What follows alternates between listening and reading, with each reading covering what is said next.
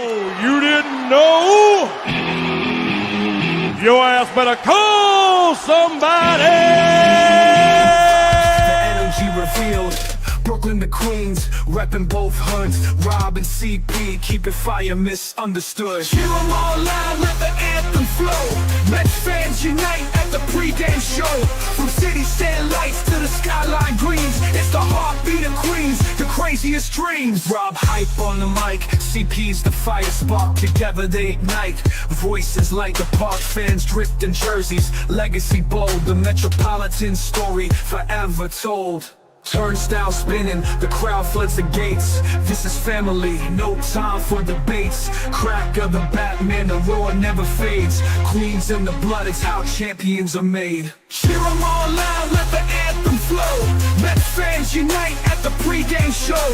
From city stand lights to the skyline gleams, it's the heartbeat of Queens, the craziest dreams. 7-line swagger, vibes electric and wild. Mets legacy golden since I was a child.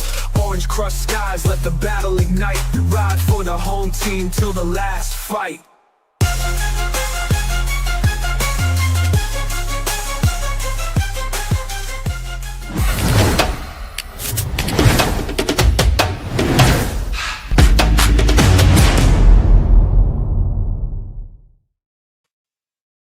What's up, Mets fans? Welcome back to the Amazing Mets pregame show right here on the channels and on X.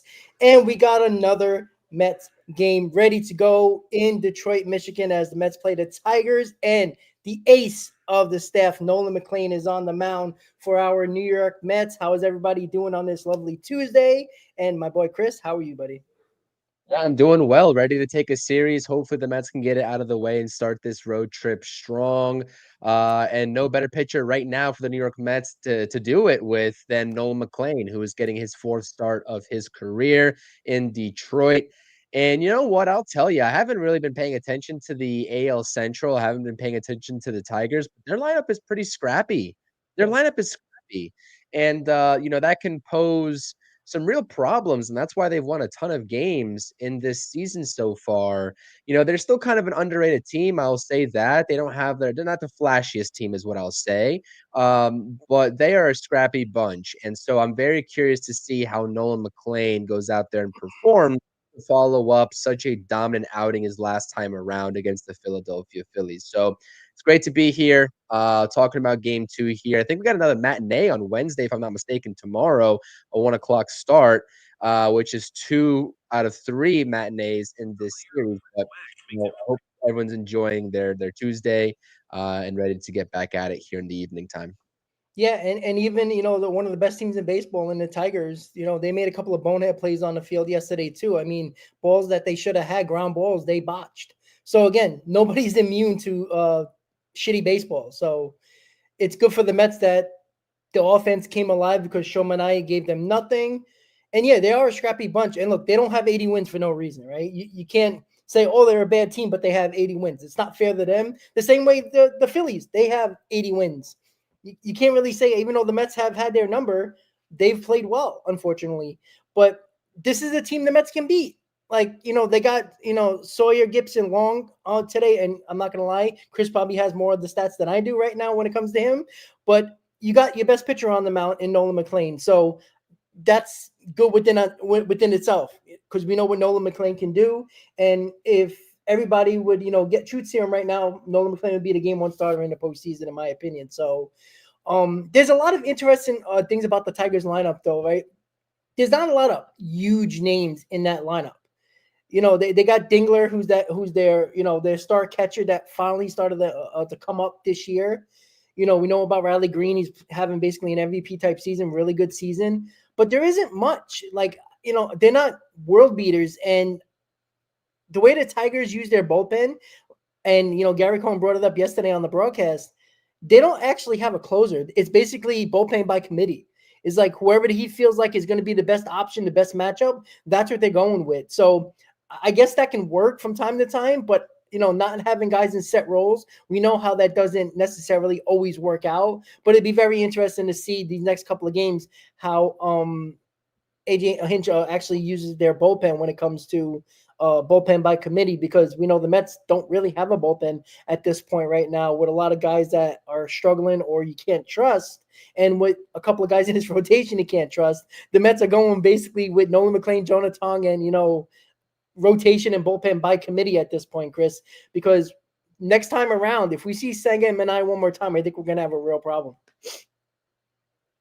Yeah, we're getting to that decision too, and I'm curious if the Mets actually go ahead and make that move or not, because it does seem like Carlos Mendoza is done with at least Kodai Senga. Maybe Minaya is gonna have one more start in this rotation to see exactly what he's got, but I think the answer right now is he's got really nothing for the Mets. And Senga, that's a whole separate discussion. I still feel like Senga will just make this IL stint no matter what. Just, whether he's actually hurt or not.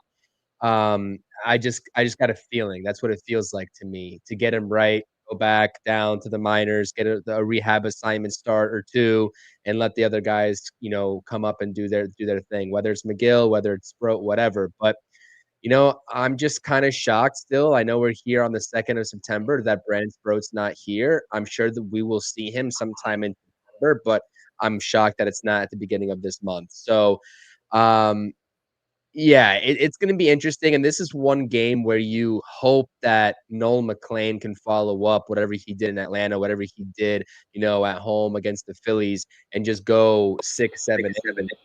I know against the Phillies he went 8 and he had a fantastic performance, but they need him to step up and toss a gem today and go deep into this game, because the amount of arms they used yesterday, a little bit concerning. They had no other choice, which is one thing for Carlos Mendoza, but you're starting to see the struggle of going on a day-to-day basis. Okay, we got to use our bullpen arms in the 4th inning pretty much twice every 5th day, 3 times every 5th day, and it's hurting this team in the long run.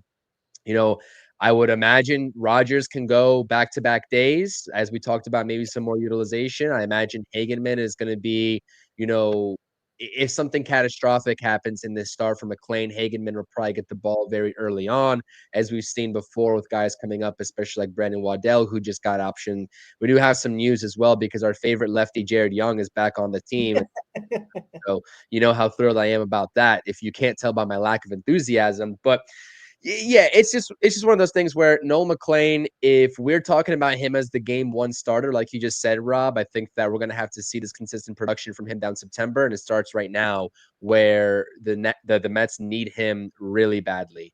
And from the offensive standpoint too, Juan Soto's heating up. Hopefully he has a huge month in store for this team. That would be absolutely massive. And there's nothing else to say offensively about this team. They are not the issue. They're doing their jobs.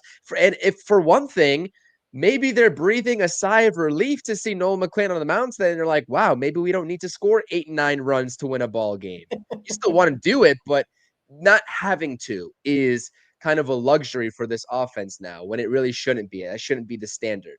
Yeah, we want to see these guys put up 4, 5, maybe 6 runs consistently, but asking them to get upwards to 10, on a consistent basis is just not feasible. So there's going to be changes to this rotation. It's a turn-by-turn basis, and I just don't know how much more David Stearns, because I don't even think this is Mendoza at this point. This is why I always I'm always curious about the communication. I'm sure there's a lot of communication, whether they're on the same page, because it sounds like Mendoza, everything that he's saying is just like, okay, we're going to see what we're going to do with Senga. You know what I mean? This rotation is going to be reevaluated the next turn. Maybe there's some changes. And then Stearns, I think, the one that has the ultimate decision, all he has to do is press a button and the move is made. He's not making the move. So he's still a little bit indecisive from, the sounds of it, about these guys going into a different role or not being a part of this team at this very moment. It just seems like they have belief and hope in the veterans to turn it around. And I think that hope is wishful thinking. And we always say hope is not a strategy, but that's exactly what it is right now, because there have been no signs that Senga and Minaya are turning it around. That's the worst thing about it for me. Well, with the roster construction right now, to bring up Sproat today just to make us feel better doesn't make sense, because he can't pitch until Thursday, and we're off on Thursday. That's the 5th day he should be able to pitch. So he should be called up on the off day, because you're not going to waste a roster spot because you can only bring up one more pitcher and one more position player to make it 28. Putting Sproat over here over a bullpen arm right now or an arm available doesn't make a lot of sense because you're not going to throw him. So Thursday will be the day. If they don't call him up, we're going to have some problems. That makes no sense whatsoever because you can bring him up at that point. Whoever is left, if it's the Davinskys of the world, the Waddells, whatever guy that just gets sent down every 2 days, that's the guy that's going to go. So that is something to watch out for Thursday.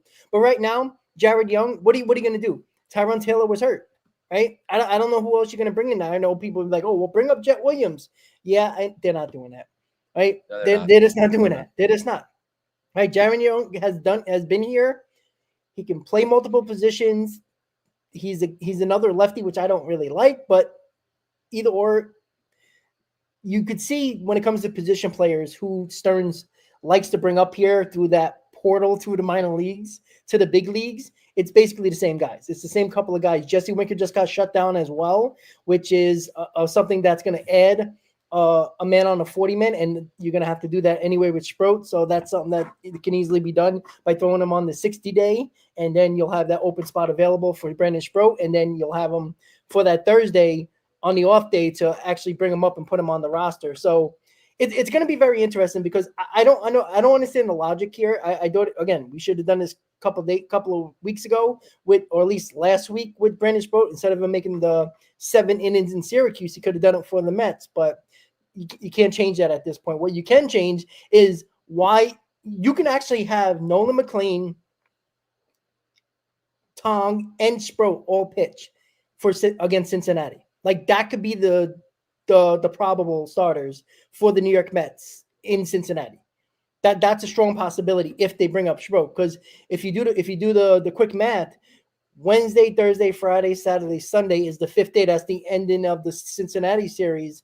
That should be Nolan McLean's start on Sunday, and Tong should be probably, I think, the first game on Friday, or unless they push him to Saturday, and Sproat should be able to go on Friday because that's a 6th day. I know we're going way ahead here, but again, there's no other options at this point. You can't keep on throwing out these scrubs that are making the most money in this rotation, and they keep on, shit in the bed. I mean, thank God for Juan Soto 6 RBIs and Luis and a couple of 2 RBIs from our catcher and just the offense doing what they have been doing for the last month, because there would be no shot in this game. And you know what? With Nolan McLean on the mound, it would be nice to win a game that we only have to score 3 runs. Wouldn't that be nice?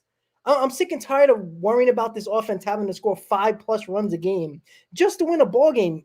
It's not sustainable at all. You're going to have a stretch where the offense is not going to give you 5 runs or more, and you're going to score 3 runs, but you need to win a game 3-2, 3-1. They don't do that anymore. With Nolan McLean on the mound, there's a pretty good shot of that. So again, would I rather the Mets score 10 runs today? Yeah, absolutely.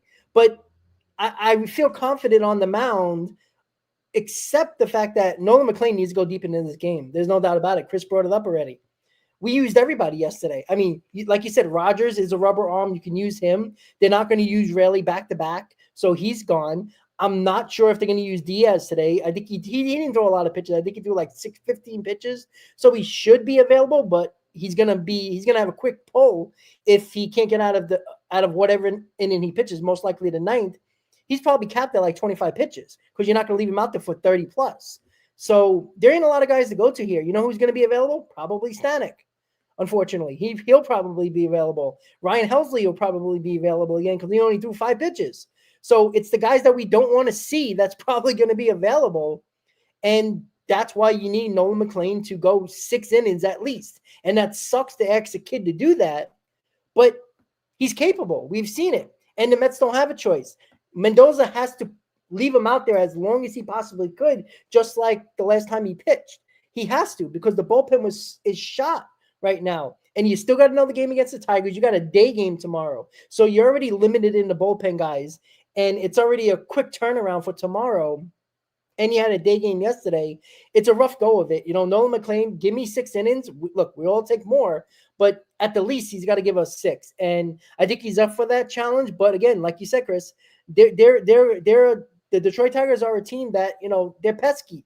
They got a couple of good power hitters, but they're not easy outs, and we saw that, right? We thought we put them away when Soto hit that grand slam. I thought, you know what? I thought we were going to cruise to a victory, and the pitcher continued to suck, and the Tigers fought back, and that's what they've been doing all year, by the way. But I thought the Mets kind of had it in their bag, and I was kind of coasting to a win, and all of a sudden it was a tight game, and Diaz had to come in the ninth inning in a 2-run ball game. So Nolan McLean, do your thing, because we're counting on you, and you're basically our savior at this point, at the moment. Yeah, I don't think that's 100% accurate. I mean, that's basically the names that we're going to have going for us out of the bullpen if Nolan McLean can't get deep into this game. And nobody wants to see, like, with what transpired yesterday with Helsley, it's just like beyond me how you can even entrust in him in a later inning situation if the ball game is close. Ryan Stanek has already proven at this point that he can't handle those situations himself. So, Mendoza is basically it's tight for Mendoza to make that kind of decision. Like he's strapped for options. So, as it relates to, Spro, I agree with you. I mean, there's no reason why he shouldn't have been up here to make an appearance even before he threw the latest outing, which was on August 31st, a couple of days ago, where he threw a dominant 7 innings. So for doing the math here, day by day, 1, 2, 3, 4, the 5th day would put him on Friday, right? During first game in Cincinnati. You can make it a 5th day and put him on Saturday, put him up here on Saturday and push Peterson back to Sunday if you want to do that. Tell me right now, I'm curious, what would you rather have? I don't think saving him for the Philly series is an option unless they go back and do another bullpen outing for Brandon Spro and then call him up for the Philly series. But at this point, would you rather have your better pitchers aligned for Cincy or Philly? I'm curious what you for say. Cincinnati, because I want to bury the team behind me. I do. Like I don't want to have a conversation going into the Philly series where we played musical chairs with our rotation against the Reds who are chasing us. Then worry about a Philly series. Like we've played the Phillies well, regardless of who's pitching. I don't want the Reds to get any momentum. After the Red series. I don't want to have a conversation about the wild card being in jeopardy. I want to go into that Philly series knowing that there's a really good chance of us possibly getting back into this division and burying the Reds. That's the only thing I can think of. Like you have to win ball games here. You can't, mess around with the rotation now just to manipulate it the way you want it for Philly, because you're not. There's nothing guaranteed at this point anymore. Because what if Nolan McLean doesn't pitch well today? That's going to be like, oh shit, what do we do now? So, we're going on the basis of these guys still pitching well by the end of the week. So that is something that we also have to, really look into. But I'd rather just go with the rotation the way it is when it comes to their scheduled start. And if they're all in Cincinnati, they're all in Cincinnati. And then you worry about when you get to Philly and with that 4 games, and you worry about it then, because at least one of these guys are going to pitch in that Philly series, possibly 2 of them. So just the way, because you have 4 games against them, pretty good chance you're going to have at least Nolan McLean pitch in one of those Philly games. And I think Jonah Tong as well, if it sets up that way. And that's obviously with no rainouts or anything like that. So, and with the off day, they can push everybody back as well on Thursdays. So it depends on how they want to do it. But I think you just have to worry about the game at hand and leave the rotation the way it is. Fill in Sproat in whatever spot you want to, in regards to him supposed to be ready on Friday. If you want to give him an extra day, he can be ready on Saturday. I think that's what that's what you got to do. You're not good enough right now to worry about manipulating the rotation, and the rotation is not good enough to worry about it at this point. I think you just got to get every win possible. Yeah, I think I agree with that, because again, the turnaround as well, with it being a 4-game set, you're right. At least, 1 or 2 of those guys are going to be going in that series no matter what. So I think that's a valid point. Since he's 4 games back, Giants are 5 games back. Arizona and St. Louis are both 6.5 games back of the New York Mets. And the Mets are only staring at a 2-game deficit between them and the Padres anyway. I guess that home field, right? Because that's home field at that point, if I'm not mistaken. Or no, it's not. No, because the second one would be going to the first wild card Chicago. Team. Yep. Right. Okay, that's what I thought. Okay. But everything's so close though. Like the fact that we're only 4.5 from the Cubs, and we're 6 games out of the division. It's like right there. So it's like if we play well, regardless, we're going to end up in a spot where we have a possibility of, winning the division and possibly getting home field for a wild card series. But again, if you look at how many wins does Milwaukee, the second best team in the National League have? It's the Dodgers, right? That have like 82 I think it's the wins. Phillies. I think it's the Phillies. Is it the Phillies? Let me check. I'm curious right now because let's see the Phillies. Second best is the Phillies with just 80. think of it this way: if we catch the Phillies, we would have the bye. It would be the Dodgers or the Padres or whoever wins the West right now that has the least amount of wins for a division would be the wild card series at their ballpark. So again, that's what I'm saying. Everything's within striking distance here. That's why I just try to stack wins at this point. I don't think you can, because again, if you don't want to go into Cincinnati and we're still around the 4-game mark and they sweep us. Like if they sweep us, they're 1 game out. If it's staying at 4 by the time we face them, that's a dangerous game to play because now you really have to beat the Phillies just to stay afloat in a playoff conversation. And I don't want that. If the division is over because the Phillies beat us, but we're comfortably in a playoff spot, I'm not gonna go crazy. I'm gonna be okay. I just don't want to be dealing with the wild card with 15 games left to end the season. That's a dangerous game to play, and you're playing all teams that are fighting for wild card positioning and best record. The Padres, the Cubs, all those teams. You don't want to be dealing with that at the end of the year. Yeah, the Padres are coming up on the Mets schedule too, if I'm not mistaken, right? Yeah. At Citi Field. Yeah, we got the Phillies, the Cubs, the Padres, all teams that are in front of us right now.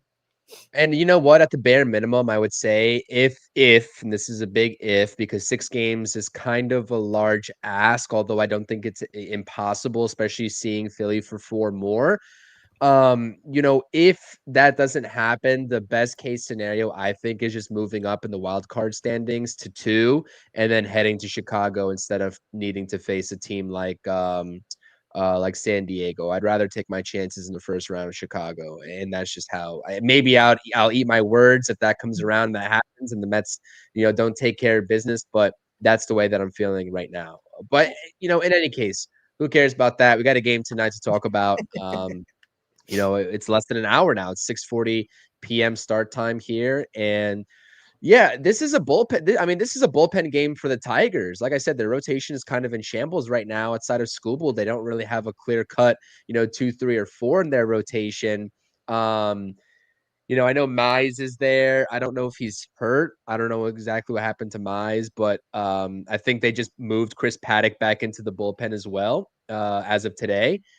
And this is a game where you see Sawyer, Gibson, Long. Telly said in the chat, we're facing a law firm, which is hilarious. I thought that was awesome. Because it definitely sounds like a law firm type of name. But, this is a guy that has started 1 game. He's only pitched 25 innings so far in this season. So you don't really know what you're going to get from him, and you don't really know what to expect to get from him. What I can tell you right now is that his changeup is his best pitch. And he has 3 pitches that he evenly distributes around 20 to 21% of the time in his arsenal. It's the slider, the 4-seamer, and the changeup. And the changeup by far, again, limited sample size, only 25 innings worth, but the changeup is by far his best pitch right now. So that's what to expect. But this is not a guy that I think, with the way that this Mets offense is going, that should give them any problems. And I'm curious from AJ Hinch's perspective, like how he plays this type of game. I wonder how, quickly he'll pull the trigger on going to the bullpen, given the Tigers' bullpen successes.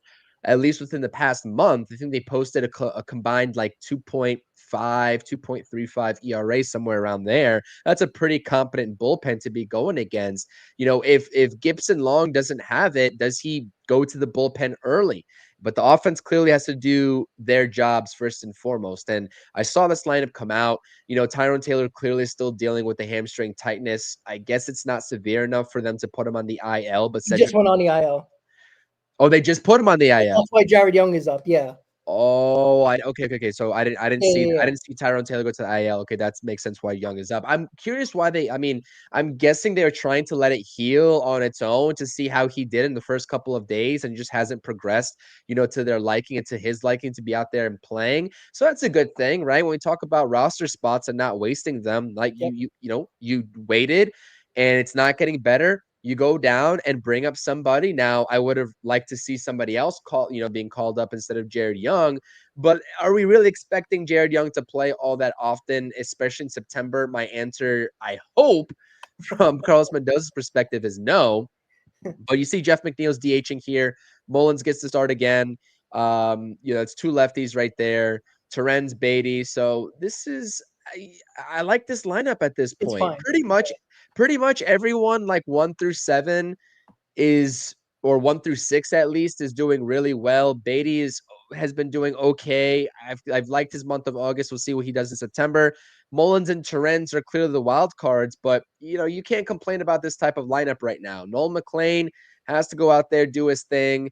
He's got a nice mix of pitches. He's here for a reason. He's had success for a reason. His first 3 starts. Hopefully that continues today. But I'm just curious how the Tigers approach not only this game, but I guess this season, the rest of their season. I'll be kind of curious because their rotation is also just in flux and their bullpen has to carry the weight of basically the entire pitching from that standpoint. And it's kind of a similar situation that the Mets bullpen's faced with, but maybe not. I don't really know. Like I said, I don't watch too much Tigers baseball, but you know, I just let's just get the series win out of the way today, Rob. How about it? I don't want to be talking about tomorrow being the difference in the rubber match. Yeah, I would like that too. I like these 6:40 starts. They don't end too late if the game goes, gradually the way it's supposed to. I like those 6:40 games. But going back to the law firm that is pitching and the bullpen by committee, what's the key for the Mets offense today? Make them use as many arms as possible. That's the idea because it's just going to screw them up tomorrow. And that's what you got to do. Again, you got to win every game possible. You got to stack those W's. And that's what you got to do today. I guarantee you the plan for Hinch is probably using 4 pitches, the most 5 over a course of a game in a bullpen guy. I'm assuming this guy can go 2 innings, and I would think you want each one of your guys to go 2 innings. That at least gets you to the 8th. So I would say 4 of the 5 guys at most. That's probably the plan. What you want them to do is use their entire bullpen, at least 6 or 7 guys. That's the idea. You want them to take out guys while an inning's still going because that means you're putting up runs and you're not making it easy for them. So the more bullpen guys they use today, the harder it is for them to navigate a game tomorrow. I forgot who's pitching for them tomorrow, but still, it gives them an opportunity. It gives us the Mets an opportunity to knock out a starter early tomorrow and make them use even more bullpen. And with a tired bullpen, we all know how that goes. We watched it all year. That's the situation that you can put them in. And it is amazing what Detroit's doing. I mean, without Skubal, they'd be a bad team. Like, let's be honest. But you know what? They got 80 wins. They're leading the NAL Central, which is not very good. But they're leading the division, and you can't fault them for that. But, they're a team that relies on Skubal to win a game every time he pitches. And that's kind of where the Mets are right now, aren't they, with Nolan McLean? Every time Nolan McLean pitches, we need him to be dominant and win a ball game. And that's what the Tigers doing with Skubal right now. And these teams are kind of similar in that aspect where they don't really have much to go to in this rotation. Their bullpen is kind of in flux. They have openers, so that already destroys your bullpen, as the Mets seen a couple of months ago. We're very similar in the way the approach is happening with both teams right now. Is that the Tigers are in a better spot with their division right now, but the way the Tigers are going about it with their pitching and the Mets are going, it's kind of similar because they're so worried about Skubal winning that game for them when he pitches, because when you lose it, everything else is up in the air. Same thing with Nolan McLean. If we lose this game today, regardless if McLean pitches well or not, we're like, oh, shit. Now we're going into a rubber game tomorrow. We got Holmes on the mound. We know he ain't going more than 5 innings, and we might have to use more bullpen. Like, that's a conversation, and it sucks having that feeling. But, I have confidence in McLean because he's shown it. Again, is he allowed to have a bad start? Sure. And you hope the offense picks him up. But it is interesting to see the dynamic of both teams that are playing each other that having issues with the rotation, and they got to navigate their bullpen as best they can to navigate through this series. It's an interesting series for sure for both teams. Well, there's certainly a lot of parallels there, and I think Casey Mize is going to be starting for the Tigers tomorrow in that matinee game, and that's kind of interesting for them too because, at this point, is he their number two? I mean, he's had a really good start to a season, fizzled out, especially as of recent. Only went 3 1/3 innings pitched, I think, the last go-round against the Twins back on August 27th or 28th, and they removed him because they saw a pretty sharp decline in his velocity, apparently. So that's something to watch out for tomorrow's game. But yeah, I mean, there are a lot of parallels with these teams, and I'm sure that Mendoza and Hinch are just trying to figure something out. I think right now you can say, especially with what the Tigers bullpen did in August, that that bullpen is probably a little bit on a little bit more favorable than the Mets bullpen right now, especially with the struggles of Gregory Soto over the past couple of times. Helsley, clearly Stanek, but it's going to take a toll on this team, Rob, in September if they keep doing this from a starting pitching rotation standpoint. And that's why a guy like Sproat should be here, because the bottom line is that, and I will go back to this all the time because you said it, a couple of other beat reporters said it. I forgot exactly which beat reporter said it, but I know I saw it from somebody.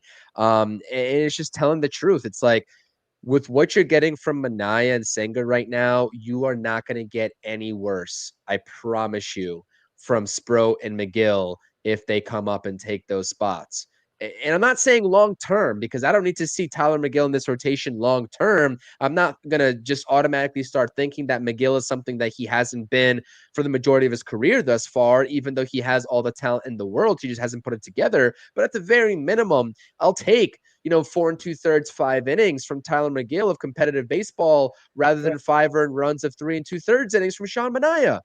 And I mean, forget about it. Sproat, I feel like, could at least do something, greater than what Senga's been producing. So the drop off is not the worry at all.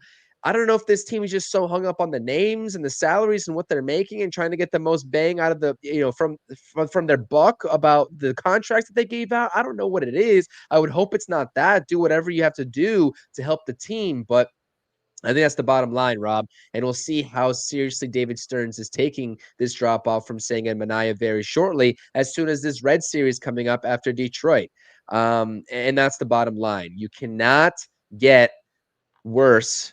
I mean, there is a world where you can get worse if these guys are coming up and pitching 2 innings of like 7-8 run baseball. But what are the chances of that happening? Can't get worse with McGill and Sproat over what Manaea and Senga are doing. The only thing is that you're hoping, again, with hope not being a strategy, you're hoping that the ceiling of Senga and Manaea getting back into form will happen sooner rather than later. But how much longer are you really willing to wait? Because as each start passes by with those two in the rotation, you're only hurting your bullpen more and more and more, and your manager's only getting that much more frustrated. So that's it. It's as easy as that when it comes to the Mets over the next week and a half. Yeah, and if you just go, if they're gonna stay on regular rest, I mean, you have the off day, but let's say they stay on the regular rest that they're currently on, you would have Manaea and Senga pitching in the Red Series, and I think you would have McLean pitching the Sunday game, if I'm not mistaken. I think it's a Wednesday, Thursday, Friday, Saturday, Sunday. Yeah, probably. It's most likely McLean would be on Sunday, the finale of the series, and you probably have Tong or hopefully Sproat. That's what I'm saying. You can even push Manaea and Senga even further. Like, I would skip their starts and just give them a full week off and maybe pitch them against the Phillies. Worst case scenario, if you're going to keep them in the rotation, even if you bring Sproat into this rotation at the end of the week when he should be pitching against Cincinnati, you can skip Senga and Manaea's start, give them a full week to do whatever they have to do to figure out what the hell is wrong with them, and let them pitch on a full week rest and let them go in the Philly series. And at the very least, you can have your bullpen, piggyback off of these guys at the worst case scenario. That's the only thing I can think of. They shouldn't make their next scheduled start, in my opinion. And that would be in Cincinnati. I wouldn't do it. I would skip them and give them the whole week off. give him the whole week off, and set him up for the Philly series. I know that's not exciting for anybody, but the only reason what I'm thinking here, I want to stack as many wins as possible before we get to that Philly series. That should be an important thing, right? The Philly series doesn't matter unless the Mets take care of business in Detroit and Cincinnati. So I'm worried about those games first before I worry about the Phillies series. So skip their starts.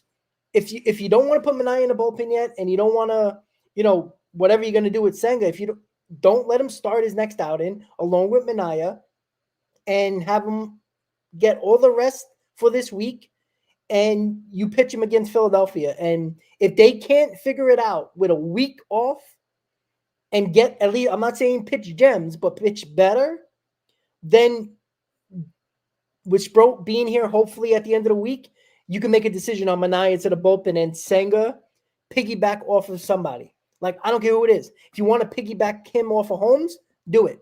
If you want to pitch Holmes piggybacking off of Senga, do that. I think you're going to have to piggyback somebody with Senga in every outing that he pitches, because you can't allow Senga to throw duds and Manaea to throw duds again and again and again. Because, again, the more they do that, the less games there is for the Mets to pick up games on the Reds or pick up games on the Phillies. And it's just going to be that much harder to solidify a playoff spot. And there's no time for that. There's 24 games to go, including today. You don't have time for that crap. And that's why I don't understand the logic of what they're doing with Sproat. Now, right now, it makes sense because the roster spot that you don't need Sproat to be on the roster right now when he can't pitch to at least Friday. So I understand that. But there's prior to these last about a week or two, you had an opportunity to do that. And the urgency was there with McLean, but I felt like it was more forced because there was no other choice. Tong, the same thing. Tong didn't give Stearns a choice. I truly believe if you give Stearns truth serum, he wouldn't want Tong still in the minors. But Tong forced his hand. And McLean was a desperate effort to show that he's actually doing something in Stearns trying to figure out what he can do, because he doesn't have any more options. And right now, Manaea and Senga is not giving Stearns any options except for Brandon Sproat and possibly Tyler McGill over the next week. That's going to be the possibility, because I think McGill is pitching tomorrow, if I'm not mistaken. So he would be available sometime in that Philly series. So you could see Sproat and McGill be a part of this rotation over Senga and Manaea over the next week. Well, according to SNY, here's their Mets notes as of 11 minutes ago. Jesse Winker has officially been shut down from all baseball activities, likely ending his season and his Mets tenure, while no decision has been made yet on Sean Manaea and Kodai Senga's rotation roles. So if there's no decision, that means that they're not committed to them. And maybe we could see him as early as Friday, like you're talking about, or Saturday if they push David Peterson back, however they want to do it. That's if they're staying true to what Mendoza has been telling us, though, because he said they're going to evaluate and they're going to have a discussion with Senga about what the game plan moving forward is. And I just can't see another turn in this rotation where both of them are making starts. One of them maybe is more likely, but both of them absolutely not. And, as it pertains to Sproat, I hope that he does get called up, or like you said, Rob, or else there are going to be some problems if you're going to utilize McGill and not Sproat. Like, at least bring up both, maybe, if you can make that happen roster construction wise. But if I see someone also said in the chat, scrolling up here, if this organization does have cold feet on Brandon Sproat, my thing is just like, why? There's no reason to. Triple stats historically have been meaningless. They've been meaningless. You know what I mean? And so I get it. We've seen a very large sample size from him at AAA, but especially with what he's been doing as of recent, he can carry that momentum over to the big leagues. I just don't need to see any more innings and wasting of innings in AAA for Brandon Sproat before they're finally ready to call him up. That's my 2 cents, because it's like everyone gets caught up in, well, he's doing this in AAA, so he can't come up. No, screw that. I'm done hearing that. I don't care about that. AAA is meaningless. You show me the AA stats and then we'll talk. You know what I mean? And that's just the bottom line. So there's no reason. My point here is that there's no reason to have cold feet on Brandon Sproat, because I could care less that he has a 4.2 ERA in AAA throughout the entire season. What has he done in his recent starts? Has he figured something out? If the answer is yes, and the answer is yes, by the way, spoiler alert, then call him up. Especially, I would be saying something different probably if this rotation was actually doing their jobs, because you wouldn't have any reason to rush him if you still think he's not ready. But I honestly just think that the kid's ready. I mean, this guy probably doesn't even want to be in AAA anymore. And you say it all the time. Sometimes when you're down there for that long and you think and you're watching your buddies get promoted, I'm not saying it's a jealousy type of thing. You obviously have to be happy, for your teammates and see them shining up at the big league level. But with Brandon Sproat, was on a fast track to be the first one of the three to get called up. And now he's the last one potentially getting called up. I'm sure that's going to light a fire under his ass. And he's like, well, I'm going to show you that I can do what they do, if not better. And so you can use that if you're the Mets right now in this rotation between the quote unquote three-headed monster that you might have with these three guys. So, I'm sure Sproat's ready to get called up. I'm sure he's down there just like itching, like just, asking the manager of AAA every single day, have they made the call yet? Have they made the call yet? Yeah. And it's fun to watch these guys compete because they have the most to play for. They have their next contracts to play for. You know what I mean? And it's not going to be until a very long time, but the time starts now. And it's a really good idea to get a good head start in this league like McLean and Tong have done. Now, I do agree with a lot of people. I think you said it as well when we were talking about Jonah Tong, is that it was a very weird game against the Marlins. We'll see what he has the second time out against Cincinnati. And that's the bottom line with that. But I would think that this decision was already made, Rob, honestly, with the way that we're talking about it. I think the decision is made with Sproat. I think it's just a roster manipulation at the moment, but I don't think necessarily it's cold feet prior. I do feel like they felt like because Nolan McLean established himself in this rotation and they believe Tong is just going to, be what, or at least close to what McLean's doing, because they wouldn't have brought him up if they weren't that confident in only 2 starts in AAA. I think they feel confident in that. I think they were like, you know what, Tong and Nolan McLean, and I don't think they thought Senga and Minaya were still gonna, shit the bed like they have. I thought they truly thought, okay, Minaya and Senga, or at least one of them, are gonna figure it out, and we can use Sproat in the bullpen, since our bullpen that was supposed to be already established and have their set roles are kind of in flux right now. We can throw Sproat in there and he can help out with that power arm. I think that's what they were trying to do. And I think when they saw him not do well, and maybe he did tell him, hey, listen, I don't like coming out of the bullpen. I don't feel like I warmed up enough, or whatever the reason is. They botched it after 1 outing in the bullpen. So they clearly, somebody said something, or they didn't like the way he was warming up or whatever. The fact is he started his next time out. So I think that became a factor where, and maybe I didn't think of that at the time while I'm talking about this, is that when you try to throw him only 3 innings in a bullpen outing, you kind of lost that stretching out period of his arm. So they had to give him another start to stretch him out, unfortunately. And that's probably, I didn't even think of that, while I'm just talking about it again. It would have been nice to see him in his last start, but I think the Mets kind of botched that. And that's on Stearns, right? Because obviously Stearns makes that decision to throw him in the bullpen. Making that move for him in the bullpen probably cost him his last start in the major leagues that he pitched in AAA, because they threw him in the bullpen and they don't want to give him 3 innings and say, okay, here's the major league, here you are, kid, here's your major league debut. And you just threw 3 innings, a couple, in your last outing, and you didn't stretch yourself out. So I wonder if that was the case where they wanted to stretch him out again. And that's why he didn't come up his last outing. But I don't know. They screwed it up big time, in my opinion, with Brandon Sproat. I think they should have just brought him up and see what he got. Again, he cannot be worse than Senga and Minaya. And even if he is, okay, what are you going to do? You give him Minaya and Senga 100 chances. You can't give a kid another start at the major league level and see what happens?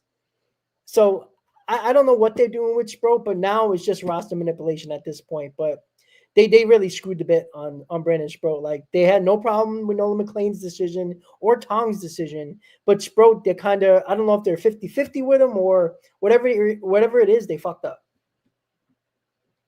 There's no reason to be 50-50 on Sproat at this point. There's no agree. reason. I mean, there's no reason. I'm not buying any of that. And so, yeah, I agree with you. But hey, listen, something I did notice though with the Tigers as we're in this pregame right now, 45 minutes in, is that, I guess the Mets aren't the only ones that like to sit a guy that just is coming off of a great game yesterday, right? I think Jahmai Jones had a 4-hit game yesterday for them, and he's sitting today. I mean, just like It's analytics. it makes you feel that's what it is.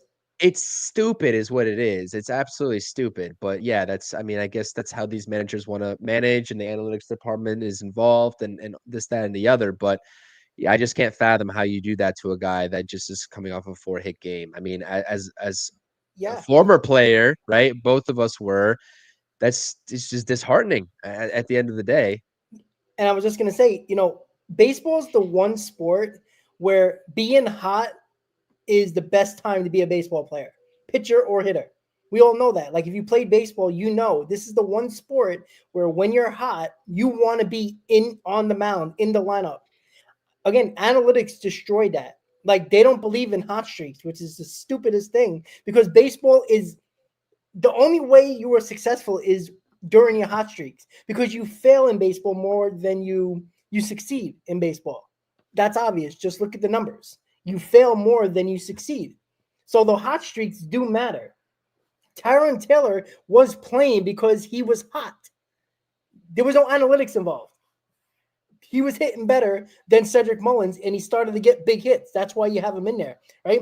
Mark Vientos is in the lineup every day now when he wasn't 2 weeks ago. Why? Because he's hitting. Because he's hot. That's what we do. Like, you're not sitting Juan Soto today, to give him a rest day because he got 6 RBIs. We're playing him. I mean, he makes, $75 million a year, but you understand my point. The hot guys are playing.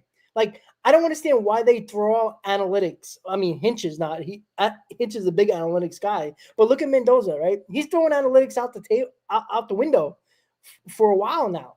We're seeing the hot guys in the lineup play more often than not. The only reason why Mullins was playing because Tyrone Taylor was hurt. We only found that out yesterday. So, and we were wondering why Mullins got 3 straight starts. Like, what the hell are we doing here? And, a lot of us didn't think it was analytics, but we were thinking that they were trying to get Mullins going. But now we know the real story. Tyrone Taylor would have been in this lineup as well. So Mendoza is going against analytics, saying matchups, numbers, blah, blah, blah, all that bullshit that they're using nowadays. They're using the hot hand. And I truly think that's the best way to manage. You can use analytics. I think it's important. But the way they use it now, I think hinders teams that can probably play better or win more games based on the hot hand. I just don't understand why that would change. Like, I see it all the time with every team. You just brought up the Tigers.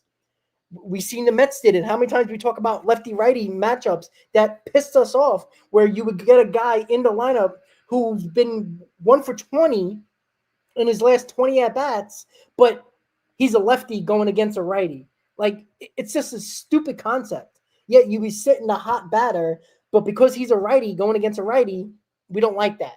The analytics don't like that. So it's I like the fact that Mendoza is not just doing, because we got mad at that last year and earlier this year. He talked about he always did matchups for a while, but he's been going a little bit more of gut feeling and the hot batter or the hot pitcher as often as he can. And I like Mendoza doing that by instead of just using the numbers. Yeah, absolutely. I agree that there's a certain blend, especially in today's game, that needs to just be present. And I think that managers, especially Mendoza, and we kind of saw it last year, and we definitely seeing it a little bit this year, like you just mentioned, that you can analytics aren't bad. Like how many advanced metrics and advanced stats throw at you guys on a consistent basis on this channel and these shows that we do. But at a certain point, there's a certain feel for the game where certain analytics, no matter how fancy you get with the numbers and your WOBAs and whatever the hell is out there, with the advanced analytics, that just you can't measure. You know what I mean? Which seems crazy because it just does seem like there's some sort of stat out there for everything now. But the field for the game is unmatched. And that's why you pay the managers the big bucks. Like, what are you going to do? Not pay a manager just because you have, a good analytical department? You're just going to get rid of that facet of the game. It's like AI taking over the baseball workforce at this point. And I just don't think that it's, you use it in certain times. And when you need to make the hardest of decisions, I'm sorry, I'm taking the manager's word over what the analytics say. And we saw Mendoza was so good at doing that. And I maybe I sound like a very old school type of, homer for the game right now, and just kind of talking like an old school baseball fan, but it's true. I mean, I'll take my chances with a bullpen decision needing to be made if Carlos Mendoza thinks that one guy is better than the other and over whatever the analytics say. And if they happen to align in the same thinking process, then there you go. That works out perfectly. But, managers are here. They get paid for a reason still by these teams, no matter what the analytics department is doing. And that's just the bottom line. Last year, we had how many games where we were for sure thinking that Mendoza was taking out the starter or the reliever, whatever. And he just goes out there, talks to them, and just keeps the ball in their hands. And we're like, it paid off. Now, those situations have come few and far between, I feel like, compared to this year. And that just speaks to the, I guess, adversity that the 2025 Mets have had to deal with. But we're just still waiting for that run for the 2025 New York Mets, right? The 2024 Mets did it. I think it's time for this year's team to do it. And no better time than here in September. And we're hoping from both facets of the game, because this offense is locked in, man. I mean, you're talking about Soto putting up MVP numbers. I was actually listening to MLB Central or MLB Network with Brian Kenny and John Heyman earlier today, and they're kind of debating back and forth, who would you rather have? Who's the more impactful player this season for their respective team? Juan Soto for the Mets or Kyle Schwarber, from the Phillies? And the numbers are, I guess, somewhat close. I guess maybe not, because Soto still had more favorable numbers than Schwarber. But I mean, how do you not go Juan Soto? I mean, he impacts the game in all three facets, especially with the increase in stolen bases. He's playing good defense. Like, how many times have we really complained about Juan Soto's defense this season? I'm gonna tell you this right now. It's not been many times, because he has prioritized that aspect of the game. And you're comparing that production to a guy that doesn't steal bases and a guy that is a DH. So he doesn't give you anything in the field either. And I thought that was kind of it's kind of an off-topic kind of thing, but that just was making me scratch my head how Heyman was picking Schwarber in that scenario. Honestly, I feel like if you're a Phillies fan, that's fine. But if you're not a Phillies fan, a fan of any other team in this league, and you're not saying Juan Soto, I just don't get it. So yeah, look, there's a hatred. There's a hatred for Juan Soto. We all around for sure. nationally. And they even said that. Brian Kenny even said that. He's like, he opened up the segment and said the beloved Kyle Schwarber and the not so liked Juan Soto. You know what I mean? And it's just like that precedent. These guys already know before the conversation even starts. So that's a problem, because you know what?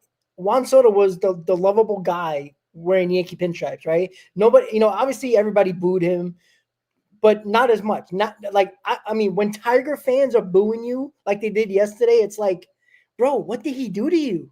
Nothing. Like, I could see if it was National fans or Yankee fans or, the Braves fans or Philly fans booing him, fine. But it's like, what did he do to you? You're in the AL Central.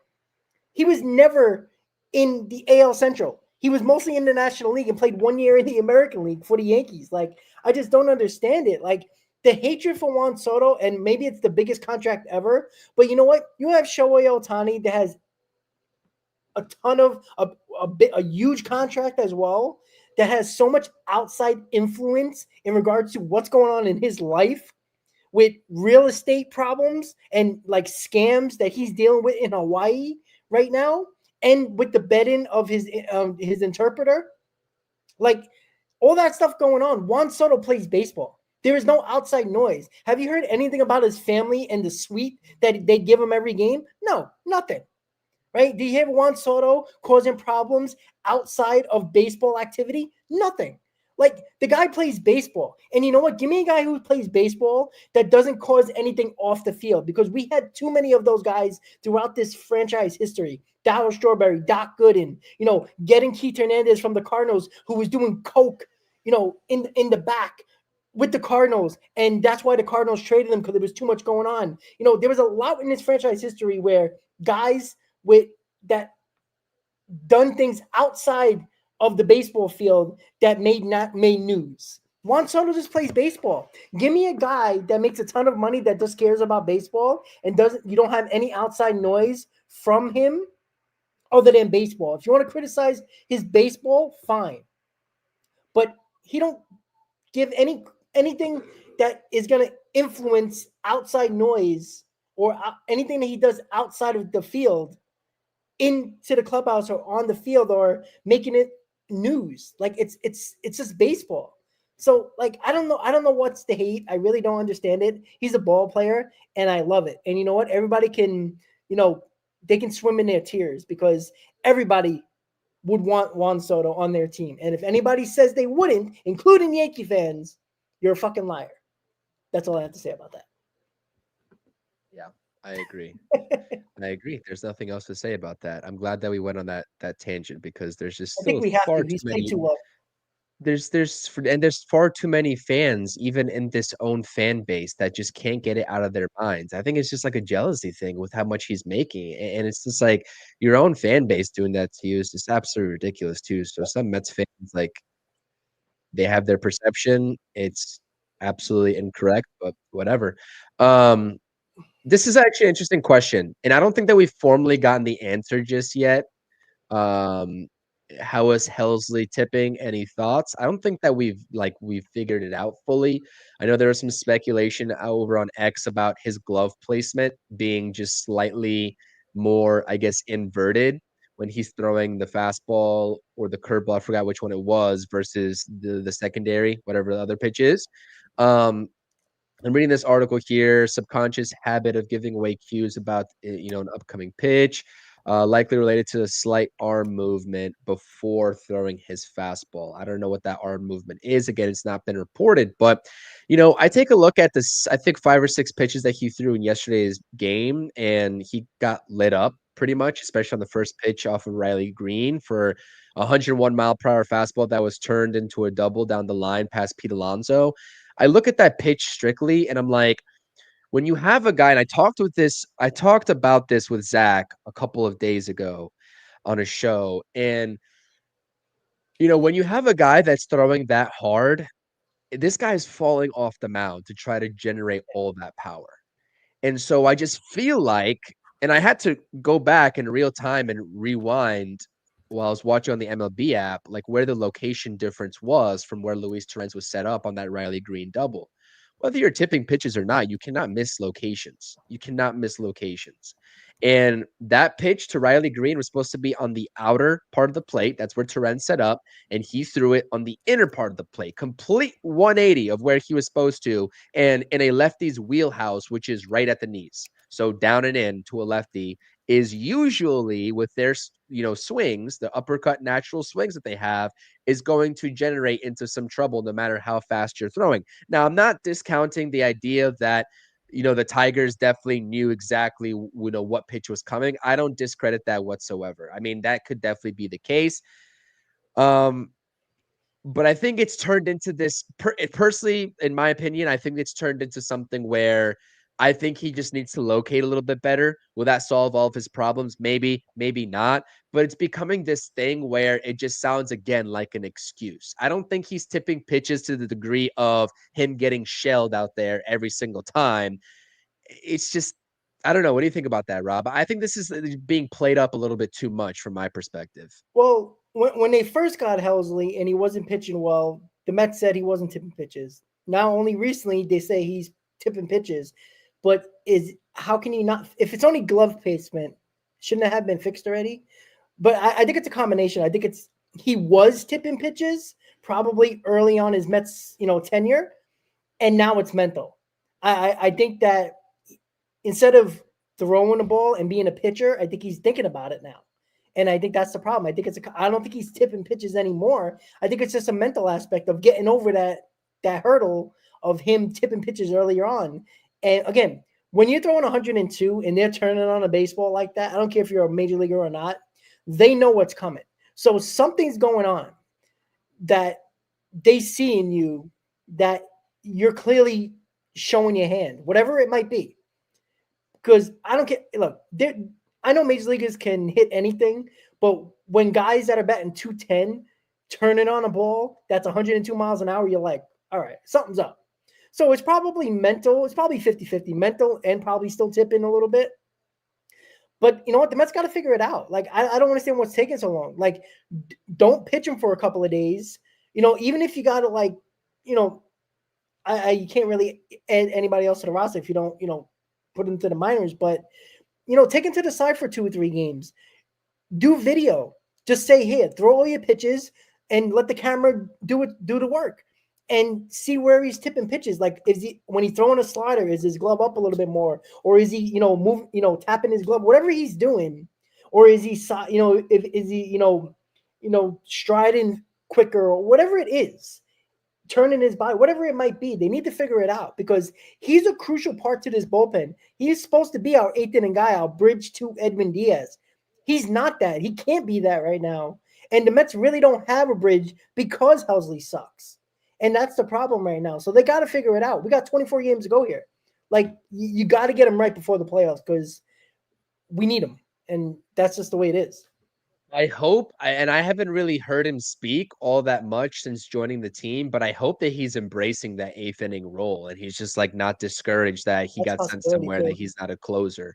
And I hope that's not the case because he's not doing himself any favors in terms of the contract that he's going to be wanting in the offseason by doing this. So he better get out of his head because there's no way he's going to be closing baseball games unless the 1-2-3 is coming up in the 8th inning and Mendoza goes to Diaz and he goes and maybe somehow entrusts or wins the trust back of Carlos Mendoza to give him the 9th inning in that scenario. But, you know, committee saying it right here, and this is basically my point, you know, committee saying in this comment, Ron Darling was talking about, you know, that the other game, alluding to Helsley could be tipping pitches. Like, that's not out of the realm of possibility. But the other thing is just he's also not executing.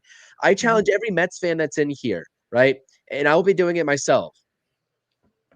Next time that we see Helsley, because it could very well be today, it could very well be, but next time we see Helsley, look at the location, right? If you can catch whatever he's tipping, great, all power to you. But look at the location of where either Sanger or Torrens is set up versus where the pitch actually lands. And I'm telling you right now, more often than not, the location has not been working out for Ryan Helsley from what I'm deducing. So I think the biggest thing is, you know, maybe it's like an 85-15 or an 80-20 split of not executing versus tipping pitches. And I think that if he fixes the location, you know, he'll have a lot better of time because you call pitches in a certain location for a reason and catchers do it for a reason because all that scouting that you're doing against that team's lineup and their weaknesses, like that's location of where they don't like to handle certain pitches in the zone. And a lefty, it makes sense to attack them away because how many guys in this league that are lefties can consistently drive the ball with power to the opposite field in terms of being a consistent extra base home run threat? Juan Soto's up there. There's a handful of guys. Ohtani's up there. But more often than not, lefties like Kyle Schwarber make their money because they can pull a baseball out of the yard and they're not really as much of a threat to go oppo. I'm not saying it can't happen. They're major leaguers at the end of the day. Anything is possible.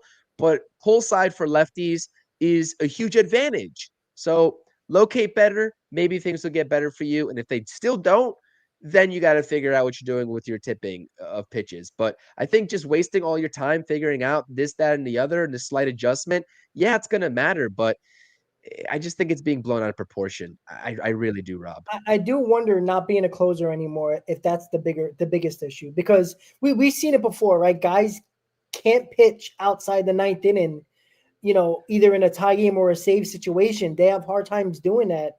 And I don't know if it's a motivational factor. It's just adrenaline. I don't know.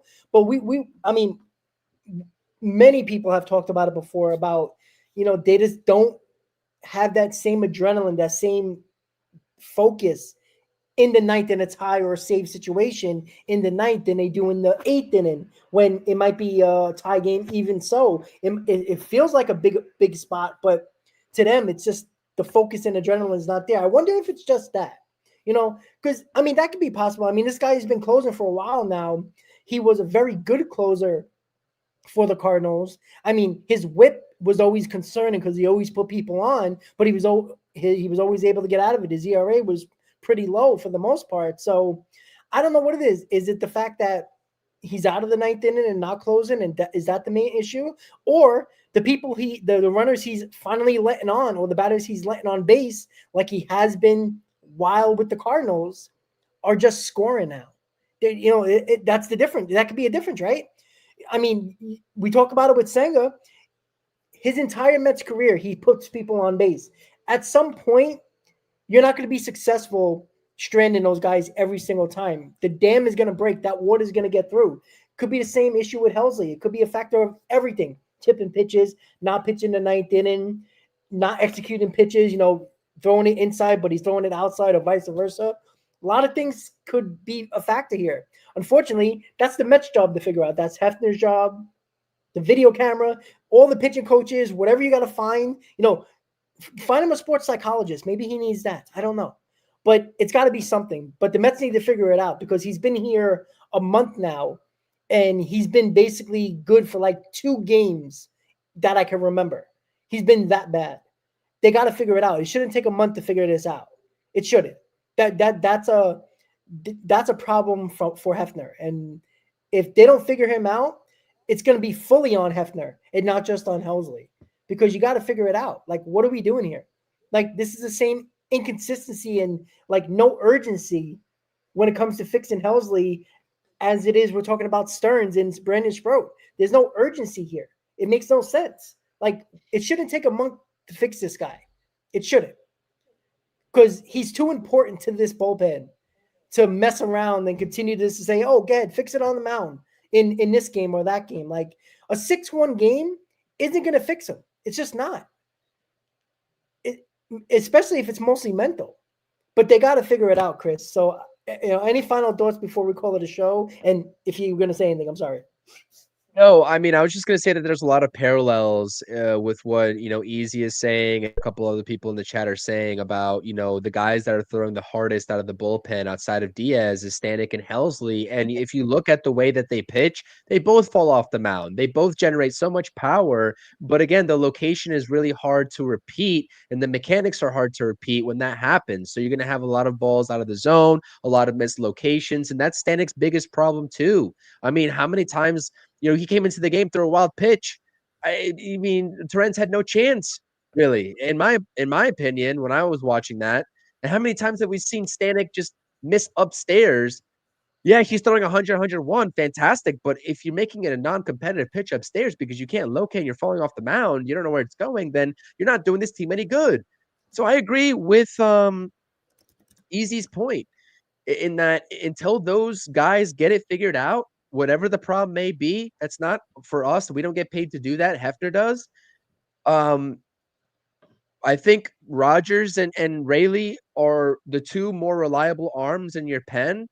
You got to roll with them in higher leverage situations, especially if you're talking about bridges to Edwin Diaz and locking a baseball game down. And congratulations also to Edwin Diaz, I believe his career 250th save yesterday. Nice. Which is a pretty good accomplishment as well within his career. He's going to be getting a payday. He's going to be opting out of the deal. I just don't see a scenario where he doesn't, but we'll cross that bridge when we get there. Don't have to worry about that. And Stearns trying to, listen, Stearns fishing out. I feel it. He's going to take that 1-year deal, baby. Yes. Stearns ain't doing that for Edwin Diaz. Come on, let's be real. Okay, so I wanted to ask you something, because this was a topic for God knows for multiple months during the season. Are we giving credit to Eric Chavez and Jeremy Bonds at this point now, since the offense is the best in baseball over the last month? We haven't heard a word about Eric Chavez and Jeremy Bonds in his comment section. I just wanted to bring it up because it's so funny that nobody's bringing it up now. Now Hefner's getting the blame all of a sudden when the pitchers are bad. Not just, Eric Chavez, man, I mean, we should give him a new deal. I mean, look at the offense, right? Right. Oh, I think Eric Chavez even took it upon himself to go on social media and kind of gloat over on his Oh, yeah. Instagram page from what Oh, I was good job, seeing. Eric So, Chavez. Good job. yeah, he's making sure the Mets fan base has, the same words for him as they did a couple of months ago. Listen, I've I've been on record saying that I'm not the biggest proponent of who the hitting coaches are right now, and I'm not sure if the Mets are open to a change this offseason or not, depending on how this season ends. But I always never was the one also to fully blame it on them. I mean, this roster is talented enough to go out there and regardless of whatever the hitting coach is telling you to do, and by the way, whatever this counts for, a guy like Pete Alonso and most of this team have The nothing veins. but good things to say about them for the most Yep. part. I mean, I don't think that they publicly out them Yeah. anyways, but it's one of those things where I never thought that they were the actual problems because these guys are major leaguers. They're getting paid premier dollars to go out there and perform, and this offense on paper with the way that it's constructed should have been a lot better, all the way before August when they really started to heat up. And, is the philosophy a problem? Yeah, sure. Maybe you can say that for the long run. But I for this season, I'm not going to put the lack of offense in the first, 4 months, 5 months of the season on the hitting coaches that don't get paid to go out there and perform on the field right now. Correct. You know what I mean? Correct. That's reserved for the players. So the tides are shifting, especially with the latest rotation debacle. Hefner's going to start to get a lot more flack. And that's just what happens when you are a hitting and pitching coach in this league, especially in the New York market. We do have to blame, and I know that you've said this countless of times, but you have to just hold the players accountable first and foremost. They're getting the money. They're the ones going out there and performing or not performing, and it's up to them to go ahead and earn that money that they're, the paycheck that they're getting. So I think that's basically the gist of that. Yeah, look, the majority of this offense are veterans. Like they are not going, home to their house and calling up Jeremy Hefner at 10 o'clock. Oh, sorry, Eric Chavez, at 11 o'clock at night saying, hey, I think we should have a conversation about my stance or my hit. They're not doing that. Like Pete Alonso even brought up earlier in the season, he was working with like a hitting lab during the offseason to get back to the way he was prior to what he did last year. Like they do their own things. All these guys go to their own hitting labs. They have their own people in the offseason. They're not, they'll have conversations with hitting coaches because they're there. But at the end of the day, they're doing what they feel what they want to do at the batter's box. So when they're playing like shit, blame them. Don't blame the hitting coach. Because, again, nobody's giving Eric Chavez or Jeremy Barnes credit right now. Why aren't you doing that? Again, you got to stay on that same line when you're giving the blame and also give the credit to the same people you're blaming when things are going better. It's amazing how that works. And it's funny because that's exactly what was happening for a couple of months. Eric Chavez, Jeremy Barnes were getting killed, and everybody wanted them fired. And now, not one word about them. And now it's Jeremy Hefner. So it works both ways. That's why if you're not going to give the credit to the guys that you're blaming earlier, then they're irrelevant. They're very much irrelevant because you're not bringing them up to give them credit. That means it actually doesn't matter. It's only a topic of conversation because people are pissed off, and there's always a scapegoat when it comes to sports. There's coaches that can get fired because you can't blame the players. You can't fire the players. They're scapegoats, and that's what I'm saying. Eric Chavez was a scapegoat. Jeremy Hefner is a scapegoat. Jeremy Barnes is a scapegoat. If you're not going to give them credit, don't give them all the blame. So ultimately, they're mostly irrelevant. Yeah. The final thoughts here. I know the game has started officially. I will be trying to do a post game. I do have a fantasy football draft at 8:30, so I'll try to start up as soon as the game ends. But I'm going to be very honest with you all. I will be giving you all a recap of the game during the post game, but I might just have to be looking at my phone and making some picks while I do it too. So Rob's not available for the post game. I don't think Zach is either. He's got a fantasy draft at 9:30. I'll take one for the team here and just try to multitask. So we'll see you all after the game. Yeah, I'm football season's over. it ended already for me. So enjoy fantasy football, guys. Enjoy the NFL for the next 19 weeks, 18 weeks. But with that said, guys, thank you for tuning into the Amazing Mets pregame show right here on the channel and on X. And possibly very soon, me and Chris are going to have some very big news for both of us going forward. Possibly at the end of this week, we'll tell you about it once we get more details. So with that said, guys, thank you for tuning in to the pregame show, guys. And check out Chris tonight with his fantasy draft on the postgame show. Let's go Mets, guys, and enjoy the game. Let's go Mets.